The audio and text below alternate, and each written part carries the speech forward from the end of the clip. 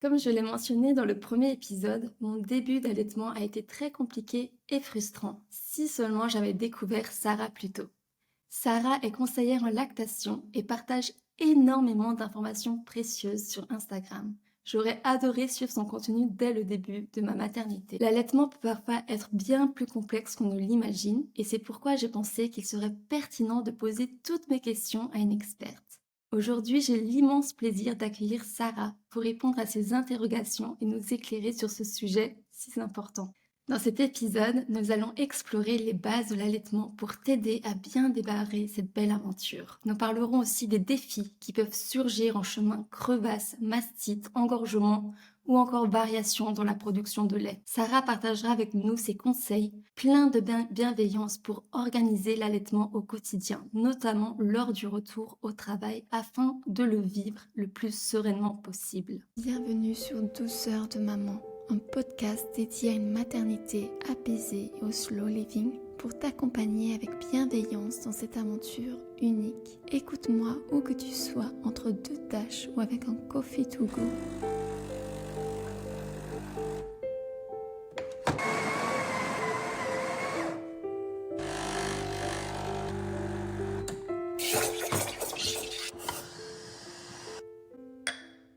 Bienvenue Sarah, je suis très honorée de t'accueillir dans l'un de mes premiers épisodes de podcast et d'avoir l'occasion d'échanger avec toi aujourd'hui. Merci infiniment de prendre le temps de partager ton expertise avec nous. Pour commencer, est-ce que tu pourrais te présenter brièvement et nous raconter ce qui t'a poussée à devenir conseillère en lactation? Alors déjà, merci beaucoup Anne-Carole pour l'invitation. Je suis vraiment, ravie d'avoir été invitée pour parler, d'allaitement avec toi. Effectivement, moi je suis Sarah Esdras et je suis infirmière spécialisée en périnatalité depuis maintenant, un petit moment, donc depuis 2013. Voilà, et ça va faire donc 3 ans que j'ai décidé de me spécialiser en allaitement maternel et donc je suis consultante en lactation certifiée IBCLC. Et ce choix-là, il est venu vraiment, à la suite de mes allaitements avec mes 3 enfants, parce que je suis aussi, maman. 3 allaitements qui se sont vraiment, très, très bien passés. Vraiment, très bien passés, et je me suis dit que si moi j'arrivais à vivre une aussi belle aventure, il n'y avait pas de raison que ça n'arrive pas à d'autres femmes. Voilà, donc j'ai décidé vraiment d'accompagner les femmes dans cet, objectif-là, de vivre un bel allaitement, de les aider, que ce soit de la grossesse pour préparer l'allaitement jusqu'au sevrage, en passant par des petites, problématiques qu'on peut rencontrer, des difficultés, la reprise du travail, voilà. Merci beaucoup pour cette belle introduction, Sarah. Ton parcours est super inspirant et franchement, quel beau métier de pouvoir aider et soutenir des mamans, leur donner confiance, les rassurer. Franchement, quel beau métier. Maintenant, Merci. entrons dans le vif du sujet. Selon toi, quels sont les principaux bienfaits de l'allaitement, tant que pour la maman que pour le bébé? Alors, on en a énormément. Il y a énormément de bienfaits, mais si je devais en donner quelques-uns, c'est vrai que le lait maternel est quand même l'aliment le plus adapté, au bébé de la maman. Non seulement ça va permettre de le nourrir, donc de le faire grandir, mais aussi de le protéger. Donc ça, c'est quand même chouette. Un bébé qui est allaité va profiter de tous les anticorps, de toutes les vitamines, les minéraux, et cetera, qui vont booster son immunité, mais aussi le protéger contre plein de maladies. Ça, c'est plutôt, intéressant, et du côté de la maman, on va aussi avoir une réduction du risque de dépression du postpartum, mais aussi un meilleur donc rétablissement en postpartum et une meilleure création du lien mère-enfant qui va se faire. Surtout quand le début d'allaitement se passe bien. Voilà, je nuance un petit peu parce que quand on a beaucoup de difficultés au début, c'est vrai que, ça voilà, ça peut être assez éprouvant. Mais, voilà, il y a autant de bienfaits pour le bébé que pour la maman. La liste est très longue. Est-ce que tu en veux d'autres bienfaits? Non, je suis tout à fait d'accord avec tout ce que tu as mentionné et je suis vraiment fascinée par tous ces bienfaits. On aurait pu faire tout un épisode juste sur les bienfaits de l'allaitement. Complètement. Et je suis surtout fascinée en fait par ce caractère vivant du lait maternel qui en fait un aliment unique et adapté en permanence aux besoins du bébé, comme tu as dit. Et Mais voilà, ce lien tellement particulier, ouais, c'est vraiment beau, quoi. complètement. Alors, pour l'anecdote, enfin voilà, moi ce que j'aime beaucoup aussi raconter, c'est que le lait maternel s'adapte en fait en fonction du sexe du bébé. On sait que le lait maternel est plus riche pour un petit garçon, mais aussi pour un bébé né prématurément, il va être beaucoup plus riche en protéines, que pour un bébé, né à terme. Enfin voilà, il y a plein de petites différences comme ça, en fonction, bah, voilà, du bébé qui va être allaité. Ouais, ça, je trouve ça aussi incroyable. Et comme tu as Complètement, mentionné, vu que quand on allait, quand ils tombent malades, ils sont pas mmh, si longtemps malades grâce au lait maternel. complètement, C'est complètement. c'est fou, hein? En fait, le lait maternel est riche en anticorps, en antibactériens, en antiviraux. Il y a plein de petites choses dedans qui vont vraiment booster. Donc, soit ils arrivent souvent à échapper aux microbes, soit ils vont tomber malades, mais ils vont se rétablir beaucoup plus vite. Ça, tout ce que voilà, j'annonce là, c'est vraiment prouvé scientifiquement. Donc, ouais, c'est plutôt chouette. Ouais, j'ai déjà tellement de questions juste à ce sujet, mais je je pense que je vais te poser ma prochaine question parce que sinon on va Allez. jamais finir.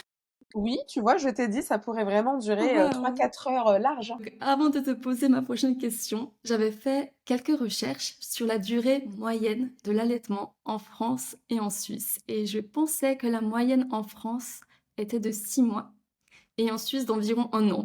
Je pensais. Large. Tu es très large. Oui. Mais j'ai été surprise, d'apprendre que la durée médiane de l'allaitement est seulement de 4 mois en France et que seuls 19 des bébés reçoivent encore du lait maternel à 6 mois. Et en Suisse, la durée médiane est un peu plus longue, à environ 7 mois, et 25 des mamans allaitent encore jusqu'à 1 an. Donc cela m'a amené à me poser cette question. Selon toi, existe-t-il une durée idéale pour allaiter un enfant? Et quelles sont les recommandations actuelles, par exemple, de l'Organisation mondiale de la santé à ce sujet? Alors, les recommandations officielles donc de l'OMS, l'Organisation mondiale de la santé, c'est d'allaiter exclusivement donc jusqu'à 6 mois et puis jusqu'à 2 ans en complément d'une alimentation solide et diversifiée.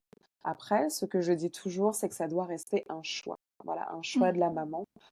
Souvent, c'est très bien d'avoir connaissance de tous les bienfaits. Ça aide aussi à faire ce choix-là. Mais voilà, il n'y a pas de durée idéale. Il y a des mamans qui vont allaiter 3 mois, qui vont être super heureuses d'avoir atteint cet objectif-là, et d'autres qui vont se laisser porter jusqu'au sevrage naturel de l'enfant, par exemple.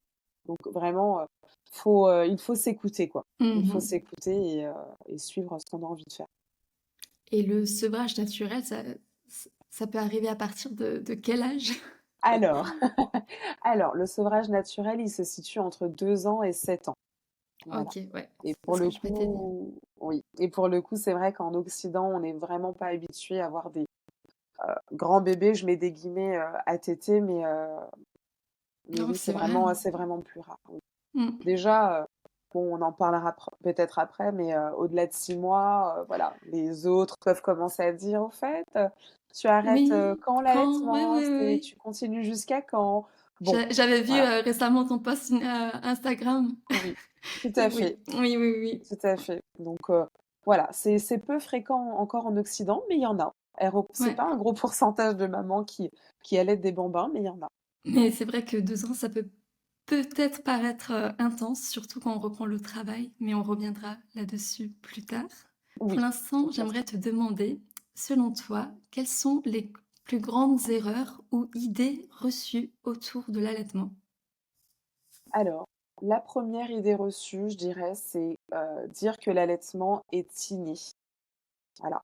Dire que l'allaitement, on n'a pas besoin de s'y préparer, que ça va se faire, naturellement, à la naissance.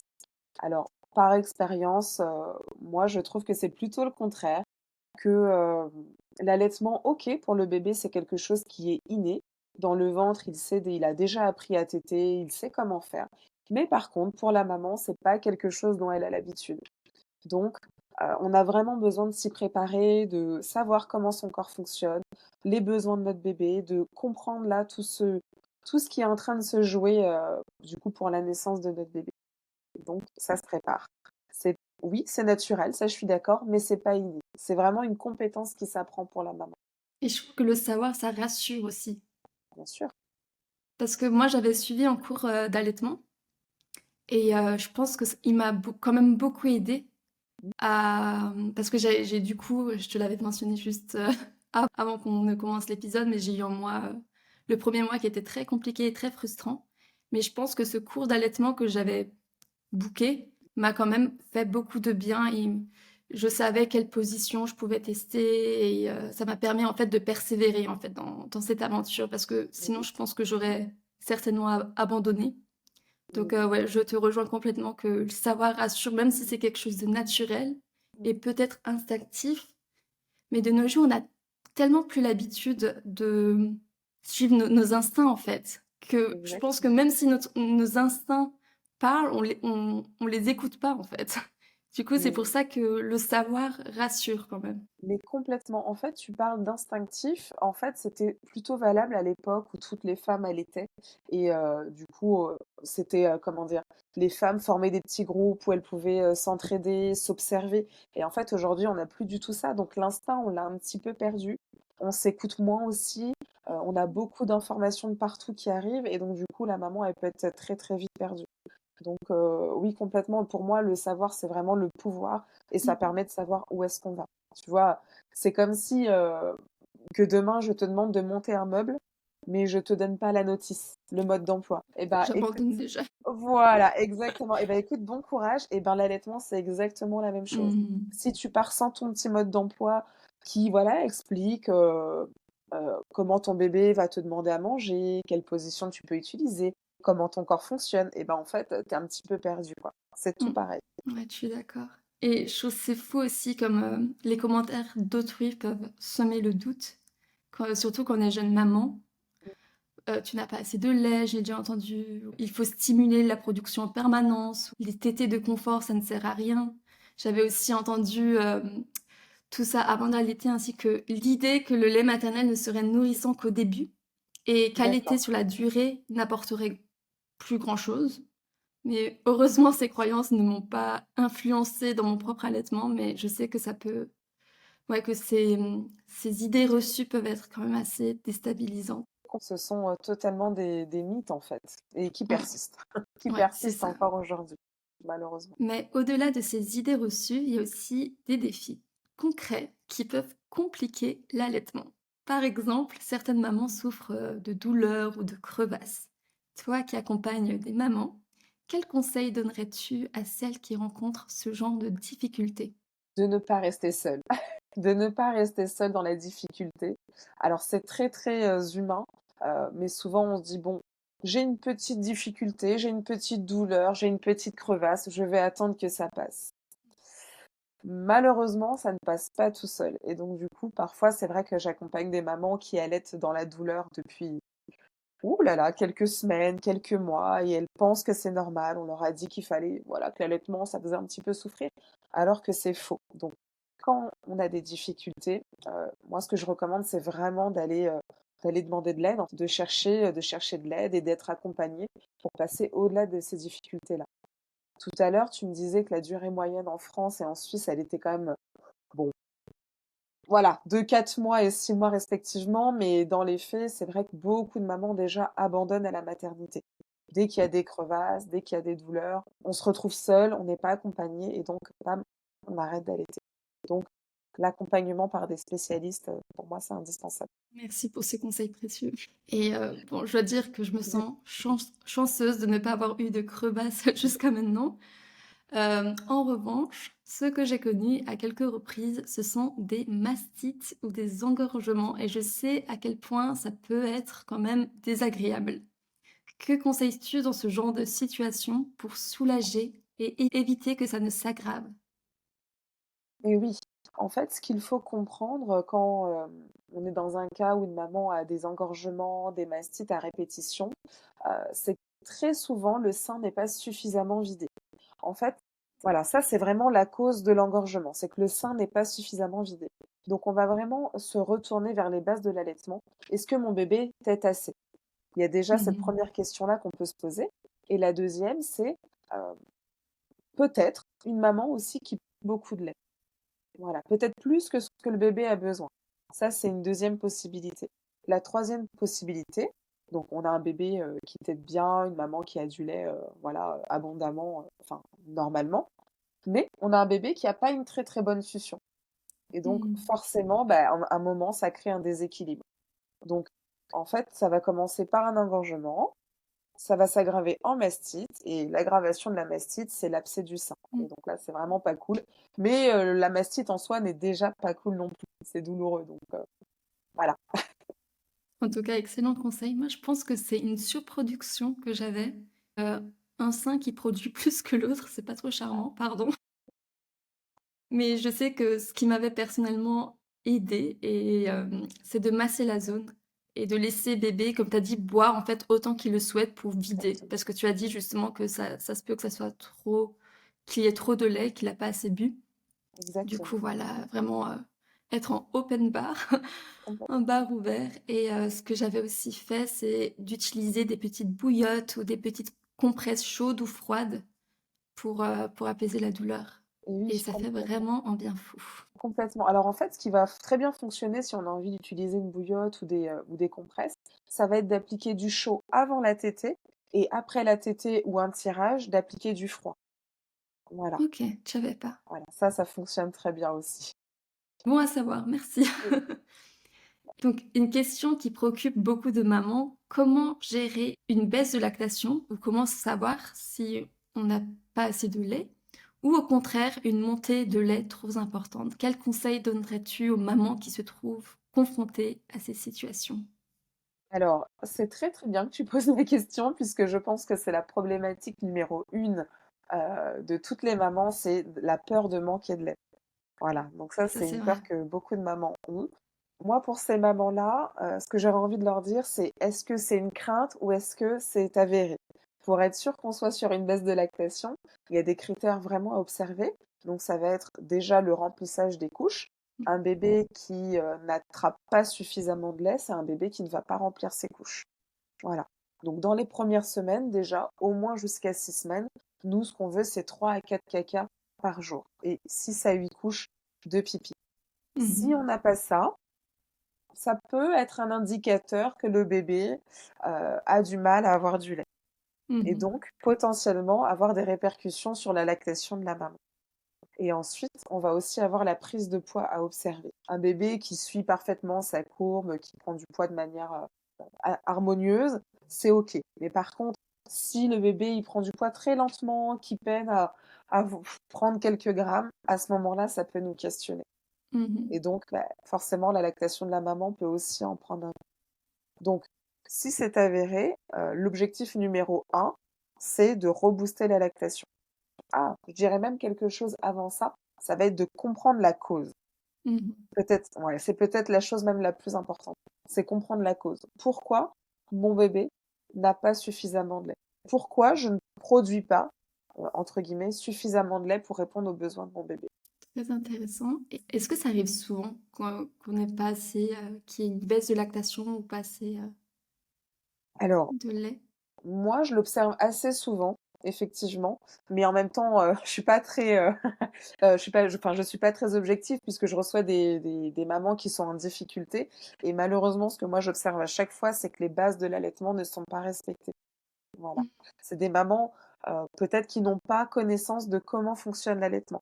D'où l'importance de vraiment se préparer, pendant la grossesse pour être au top du top, quand bébé est là. Mmh. Mais après pour la majorité des mamans, en réalité, l'allaitement peut aussi très, très bien se lancer, hein. C'est, heu, c'est aléatoire. Ce qui m'a aussi beaucoup surprise, durant le premier mois est ce que, je m'y attendais pas, c'est que du coup l'allaitement est très fréquent. Ça peut vraiment être toutes les heures, tous les 2 heures, vraiment ça peut être très fréquent et ça ne veut pas forcément dire, qu'on n'ait pas assez de lait. C'est juste que l'estomac de bébé est tellement petit qu'il n'arrive pas à tout prendre en une fois Alors ou qu'en penses-tu? oui, en fait, il y a de ça, mais pas que, pas que. Il y a vraiment quelque chose de très, très important à comprendre, c'est que quand, ton bébé est dans le ventre, en fait, il avale du liquide amniotique en continu, d'accord? Mmh. Il avale, quelques gorgées par-ci, quelques gorgées par-là, mais il regarde pas sa montre, bébé. Il a pas de Mmh. montre, hein, dans le ventre, on est d'accord? Et donc en fait Bon, même maintenant, il a pas de montre. effectivement, voilà, on est large là-dessus, il y a pas de montre. Donc bébé avalait du liquide amniotique. Donc le dernier mois, pardon, je n'ai pas précisé, il avale quasiment jusqu'à 500 millilitres de liquide amniotique le Ah dernier mois. ouais. Donc C'est énorme. Et en fait, notre bébé, à la naissance, il va vouloir retrouver les mêmes conditions que dans le ventre. Donc, Mmh. ça va faire plein de petites tétées en grappe. Et ça, c'est parfait pour lancer la lactation. Puisque une lactation qui se lance bien, c'est entre 8 à 12 tétées par jour. Mmh. Voilà. Sans restriction de temps ni de durée. Ça veut dire qu'une tétée peut avoir lieu à 10 heures, puis à 11h30, puis à 13 heures. Voilà, c'est aléatoire dans la journée. Mmh. Le premier mois est assez intense. Instable. Oui, voilà, c'est ça. Instable, intense, moi je dis même un petit peu anarchique, mais en même temps, ça répond aux besoins de notre bébé, comme quand il était dans le ventre. Merci beaucoup, Sarah. Et j'ai une dernière petite info qui pourrait intéresser certaines mamans, c'est j'ai entendu dire que la moringa qu'on trouve en gélule ou en poudre peut aider à augmenter la production de lait. Donc si jamais il y a des mamans qui nous écoutent parmi nous et qui ont besoin de booster leur lactation, ça peut être une option à considérer. Alors oui, c'est chouette, hein, les aliments galactogènes, mais moi ce que j'ai envie de rappeler aux mamans, c'est que ça fait pas tout. Ouais, C'est que ce qui est super important pour produire du lait, c'est toutes les stimulations qu'on va avoir au niveau du sein. Voilà. ça Les c'est vrai. aliments galactogènes, moringa, fenouil, fenugrec, il y en a vraiment plein, plein, plein. C'est chouette, mais en complément. Mhm. Oui, Voilà, ça, oui, faut oui. vraiment le rappeler. Il faut Ouais, vraiment ça le c'est rappeler vrai. parce que, ouais, en fait, il y a des mamans qui vont vraiment tout miser sur les aliments galactogènes, alors que Ah ouais, derrière, s'il y a 3 tétées par jour, ça va pas le faire. Ça va ouais, pas le c'est faire. sûr, c'est Au sûr. début, en tout cas. Et désormais, j'aimerais qu'on aborde un sujet qui touche beaucoup de mamans, l'organisation du quotidien quand on allaite et qu'on doit retourner au travail. Comment réussir à concilier allaitement et boulot? Quels conseils donnerais-tu aux mamans pour que tout se passe au mieux? Concilier allaitement et reprise du travail, je pense que mon meilleur conseil, c'est vraiment de s'organiser. Voilà, c'est l'organisation pour enfin, comment dire? Oui, c'est vraiment s'organiser pour que la reprise soit le plus serein possible. Je pense que mon conseil principal, c'est vraiment l'organisation. C'est l'organisation pour que la reprise soit le plus sereine possible. Est-ce que tu aurais des astuces concrètes pour Oui, s'organiser? oui, oui, complètement. Alors, pour la reprise, moi, ce que je dirais, c'est déjà de choisir un tire-lait, un très très bon tire-lait qui va vous accompagner donc pour faire des stocks. Donc ça, c'est mon deuxième conseil, faire des stocks, mais aussi pour tirer au travail, pour celles qui en auront la possibilité. Et puis, voilà. En tout cas, quelle organisation! Je me doute qu'au début, ça peut paraître un peu difficile, mais je suppose qu'on finit par s'y faire avec le temps. En tout cas, Oui. j'avais une question à te poser à ce sujet. Est-ce qu'on peut tirer son lait tout en continuant à allaiter directement au sein? Et à partir de quel moment faudrait-il commencer à tirer son lait? Il me semble que à partir d'une certaine période, il devient plus difficile d'augmenter la production de lait si l'on reprend le travail et qu'on souhaite continuer à allaiter en parallèle. Il me semble Non. qu'il serait préférable de commencer à tirer son lait dès les premières semaines. Alors, en fait, une maman qui a envie de tirer son lait, elle tire son lait quand elle veut, en réalité. Si c'est pour la reprise du travail, moi, ce que je recommande, c'est de tirer son lait un mois avant la reprise. Ok. Un mois avant la reprise, ça va être commencer à justement s'organiser, préparer la reprise. J'avais lu que avant que la production ne se stabilise, il faudrait commencer à tirer son lait avant la sixième semaine postpartum. Mais comme dit, je suis pas experte, je sais pas du tout d'où j'ai eu cette information. En fait, pas forcément, Pas pas forcément? forcément, puisque une maman qui va avoir beaucoup de tétées dans la journée, qui va offrir le sein à volonté à son bébé, en réalité, sa production de lait va se stabiliser, pardon. OK. Donc, le fait d'introduire le tire-lait, le fait d'introduire le tire-lait, c'est pas forcément gage d'avoir plus de lait à ce moment-là. OK.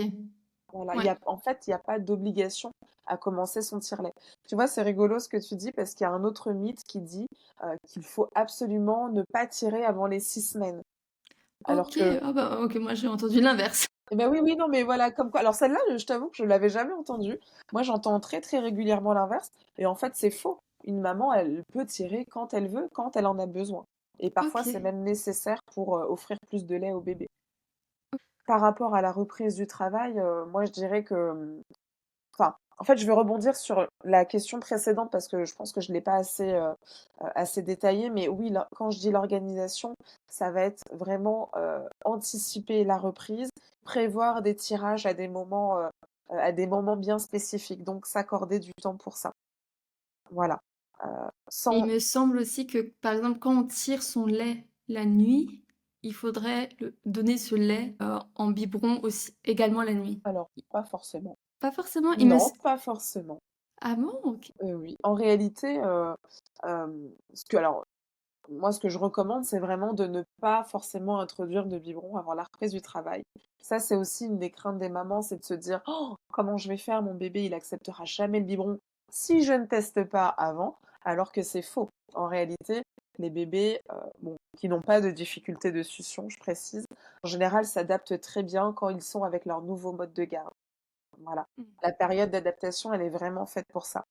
Que ce soit chez l'assistante maternelle ou en crèche, ou chez les grands-parents ou un membre de la famille, peu importe. Il faut une période d'adaptation. Et c'est comme ça que le lien de confiance va se créer aussi entre le bébé et la personne.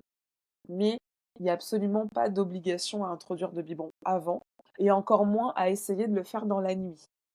Ok. Ok. Ah, je savais pas du tout. Et oui. Il me semblait qu'il fallait toujours noter l'heure à laquelle on a tiré notre lait pour pouvoir le donner approximativement à la même heure.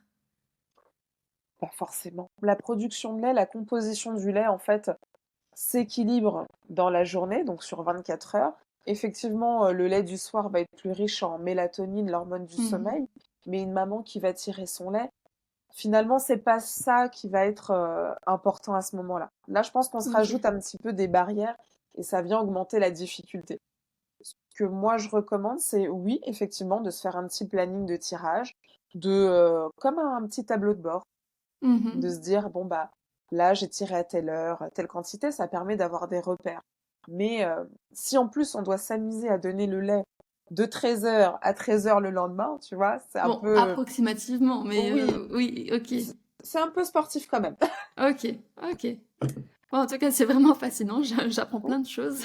Complètement. Et ouais, je suis sûre que beaucoup de mamans seront curieuses de savoir quels aliments ou habitudes peuvent soutenir la production de lait de manière naturelle. Y a-t-il des éléments spécifiques à intégrer dans son alimentation pour booster la lactation? Alors, bon, pour booster la lactation, on l'a dit un petit peu tout à l'heure, hein, ce qui est important, c'est toutes les stimulations. Mais après, effectivement, au niveau de l'alimentation, une bonne alimentation équilibrée, des fruits, des légumes, des oméga 3 qu'on trouve dans les petits poissons, par exemple, ça, c'est plutôt pas mal. Quand on parle de la composition du lait, ce qui est important de savoir, c'est que le lait, il est créé à partir du sang et des réserves de la maman.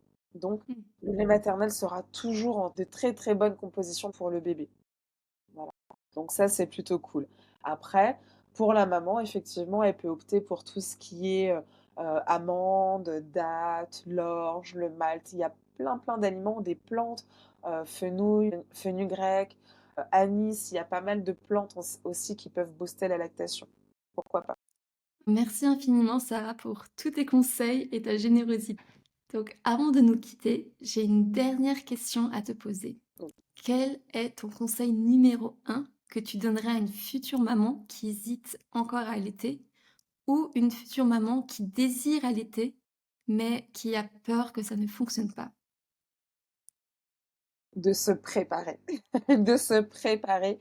En fait, on pense souvent que l'accouchement, c'est la ligne d'arrivée. Voilà, c'est une fois que le bébé est là, c'est génial, c'est fini. Alors qu'en fait, c'est vraiment la ligne de départ. C'est là que tout Mhm. commence. Et donc, une maman qui hésite à allaiter, ce que moi je lui dirais, c'est vraiment voilà, de rechercher, de s'informer, de voir tous les bienfaits que ça peut procurer, autant pour la maman que pour le bébé. Vraiment, c'est une merveilleuse expérience Mhm. qui, à mon sens, mérite d'être vécue, enfin, qu'elle soit vécue 15 jours, un mois, 3 mois, 6 mois, 2 ans, 5 ans, peu importe, mais voilà, peut-être d'essayer. En tout cas, pour l'anecdote, moi, c'est ce que j'ai vécu pour mon premier enfant. Je n'avais pas envie d'allaiter. Et en Ok. fait, et oui, ça c'est Ah, le petit truc. je n'aurais pas pensé. Et oui, et ben moi non plus, figure-toi. Mais en fait, je me rends compte que je n'étais pas suffisamment informée.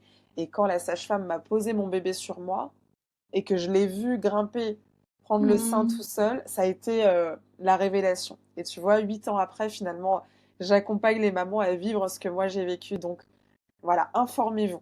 Informez-vous, s'informer. Le savoir, c'est le pouvoir, donc s'informer. En tout cas, tu as raison, comme c'est fou, les futures mamans, on est sont tellement focalisées, moi aussi, sur l'accouchement, que le postpartum, l'allaitement, C'est presque secondaire, alors que on se rappelle qu'un bébé, à la naissance, il a beaucoup de besoins, donc il a besoin de contact, mais le côté alimentaire, voilà, ça prend quand même Mmh. un gros pourcentage, quoi. Quand le bébé il est là, ça demande beaucoup de temps et enfin, c'est l'un des premiers besoins aussi à remplir chez le bébé, c'est l'alimentation. Donc, Mmh. on n'y pense pas. Pendant la grossesse, les mamans sont très focus préparation matérielle, le Ouais, lit accouchement, cododo, le berceau, la chambre, tout ce qui est matériel, mais elles ne pensent pas à cette petite chose qui est finalement principale, quoi, dans la vie d'un ouais, bébé. vital. Oui, vital en fait, oui, non, mais Oui, oui. complètement, complètement, Ah, c'est c'est fou. vital. Trop bien. Sarah, pour celles et ceux qui souhaitent en savoir plus sur ton travail ou te contacter, où peuvent-elles te retrouver?